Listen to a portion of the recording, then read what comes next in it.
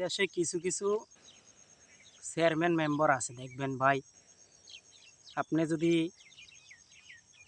আপনাদের বিচার সালিসির ভিতরে ডাকেন, দেখবেন আগে করব কি টাকা দিতে হবে 2-3 হাজার টাকা, তাইলে আপনার বিচার সালিসির ভিতরে আসবে, নাইলে আইব না। এরকম হাজারো আমাদের দেশে চেয়ারম্যান মেম্বার আছে। দেখবেন আপনার বিচার সালিসির ভিতরে ডাকবেন, এমনি মানে টাকা পয়সা দিলে আইব, নাইলে আইব না। আবার দেখা গেছে কি আপনি বেশি টাকা দিছেন, আপনি দোষ করছেন, দোষ করে এরপর আপনি টাকা দিছেন, আপনার দোষ, আপনারা জিতিয়ে দিবে, কিন্তু যে দোষ করে নাই তাকে জিতাবে না।